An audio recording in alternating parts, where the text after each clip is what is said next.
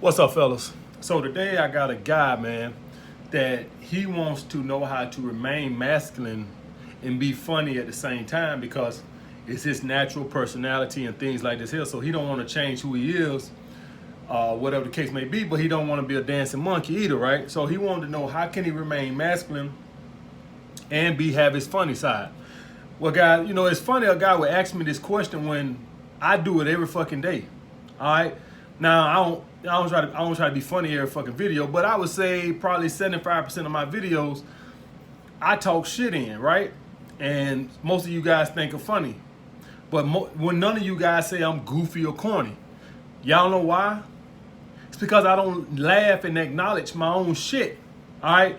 Any of you guys go look at the video on YouTube of being masculine makes you boring, and how to handle women at work, at school, or the gym and shit like that right there. And those seem to be the ones that got the most responses as funny or whatever the case may be. Some of y'all might like some of the other ones too, but those are the two that I see that most people thought was very funny or whatever the case may be. And the thing is, guys, if you go in there, knows one thing, I didn't break frame now on time. All right. That's how you do it, guys. You don't acknowledge your own shit. See, the thing is, guys, what you guys want to get into is like when I talk shit and I just keep rolling.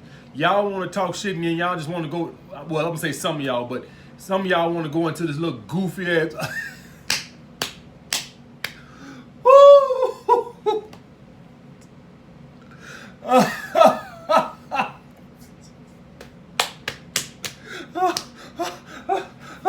I can't take it. Woo! See, guys, the thing is, you always maintain frame. You can be funny, but maintain frame. All right. So I say funny shit, but I don't break out and start like. That was funny, guys. I don't do that. I maintain frame. All right. Now, if I started in my videos, started going into a goofy, corny stage, like laughing at my shit or acknowledging my own shit, y'all be like, man, look at this corny ass motherfucker, man. I ain't taking no advice from this corny ass motherfucker, man. All right, because I maintain my masculine frame. I do these videos every day. It's funny, somebody would ask this question, and I do videos every day. And most times during each video, at least once, I'll say something that's funny. I do something funny, but you'll notice I don't break frame. I hold frame the whole fucking time, guys. All right.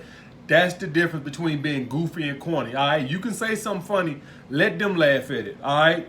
You don't acknowledge the shit. You just keep rolling. If you guys naturally got a funny side or whatever the case may be, just because you got a funny side, don't mean you got to break off into this corny, goofy stage. Say whatever you're gonna say funny, and then just keep it moving. I do this shit every fucking day, guys. All right. So for any of you guys that just think like you got to show up on a date like fucking Terminator and you can't break frame or none of this shit, this, that, and the other, y'all guys see me talk shit every fucking day, and yet I maintain fucking frame. All right. That's how you do it, guys. Just maintain motherfucking frame. All right. A comedian that was good at that also, guys, was Patrice O'Neal. All right.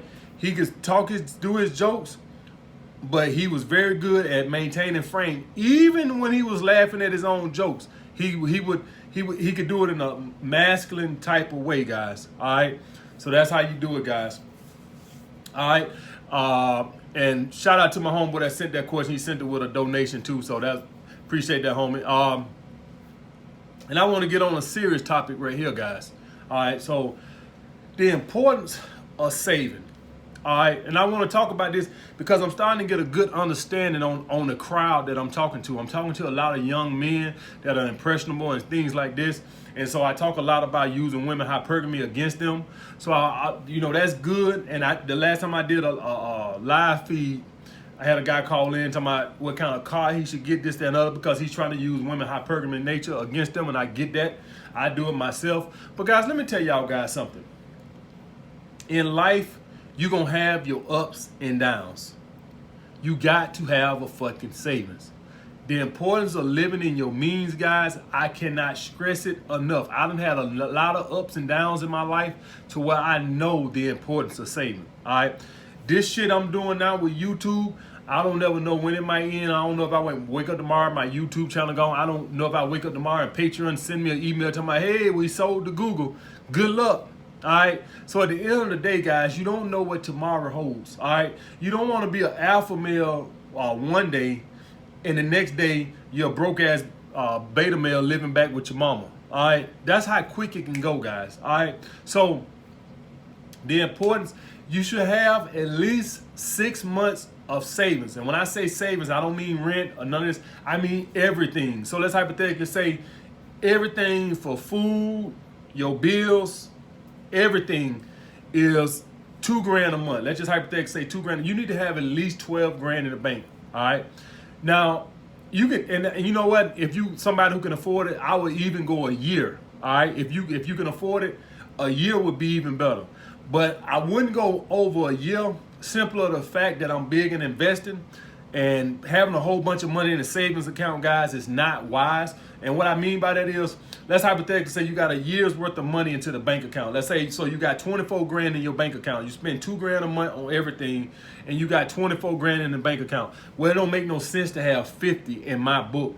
What I would rather for you to do is take the other 26 and put it into some stocks or IRA or something that's going to be getting some compound interest. Because the bank, what's the saving account's going to get you? 1%, for the year. So that's money is way more better being put into some funds or some stocks or something like that, or invested into your business or into yourself, whatever the case may be. I don't believe in having much more than a year in the bank account, because at that point I think it's a waste of money. I think you could be using that money to invest to make you more money. All right. Maybe I'll touch on that in another subject, but you should have at least 6 months to a year in your savings account, guys. And let me tell you something, guys. In life, you're going to go through trials and tribulations. I know you're on your purpose, and I know you think everything going to go smooth. Guys, listen here. It done been times and you know what? When the shit hits the fan, guys, it really hits the fan. All right? When shit starts falling, it's amazing how the shit just like snowball. It started like a little ball, and next thing you know, you don't know what. All right, first you get laid off. All right, you're driving home. Now your transmission go out. All right, now you come home. Then now your knee hurt. Now you gotta go to the doctor. When the shit hit the fan, this is how you see people hit rock bottom. All right, because when shit starts to fall, it really starts to fall, guys. So you need to be prepared, because eventually, one day, things will slow down. All right, and when things slow down, guys, if you did right by your money and not just went out and got a whole bunch of cars and nice clothes so you can try to use women hypergamy nature against them, if you can do that and still have your nice savings, then go ahead. I don't want you guys trying to use women a hypergamous nature against them and be broke out here wearing Louis Vuitton outfits on and driving a fucking Porsche, and you ain't got but 2 months worth of savings in the bank account. Man, you one catastrophic thing away from losing every fucking thing and being back at the beginning. All right, that's how it is. Quick it is, guys, if you guys don't have a fucking savings account. All right, so I want to make sure y'all stress the importance of having a fucking savings account. Guys, it done been times when I was training, I would be doing 45, 50 sessions a week, shit rolling. But luckily as a trainer, I worked so much, I didn't have time to spend the money, right? So I would have a lot of savings. Next thing you know, all these sons of bitches talking about something, oh, moving away. My doctor said I can't work out. Next thing you know, you go from 50 sessions a week to 28, just like that. Just like that, in a blink of an eye, you like, God damn. I was just doing 50 sessions a week, and now I'm doing 28. It goes just like that. So whatever your purpose is, guys, you will hit a snag. You will see at some point when that is, next year, 2 years, 3 years, this dating thing will slow down. I promise you. Do y'all see the way the fitness side of YouTube done fell off? Do y'all see that? At some point, this dating side of YouTube would hit a snag and it'll go down. Everything always does, guys. This is the way the world works. Everything goes down. Everything. Don't then last forever. How long it might last, I don't fucking know. All right. But at the end of the day, it's what you did while you was on top. So when it do slow down, you can chill and relax and say, I did right by my money. So, I used to do those 50 sessions and I used to save the money. And so when it would hit a slow period, I can chill and relax. Yeah, man. I can chill and relax. I don't gotta stress and run around the gym. Hey, you wanna buy some training? You wanna get some training? Acting like a little desperate, needy hound. See, you see the difference? I can relax. Man, I got a year's worth of savings in the bank. You know what? I don't even want to do that many sessions. I'm glad I only got 28. You see that, guys? You see that? I'm saving my money from YouTube and Patreon, and I'm doing right by it. If things ever do slow down, I'm going to go to Brazil for a month. Oh, yeah. That's the difference. That's the difference between saving and fucking up your money. If you do right by it, if you hit a slow period, you like, woo, I needed a break. I'm tired in the goddamn way. If you didn't do right by it and you counted on making whatever you was making at your peak forever, now you're stressing.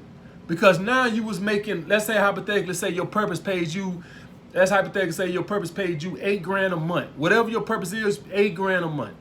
And let's say you bought your lifestyle up to that $8,000 a month. And you ain't saved shit. Maybe you got 2 months worth of savings in the bank. Now you hear something happens, whatever the case may be, something happens. Maybe you get sick and you can't work. Now what you doing? Now you stressing.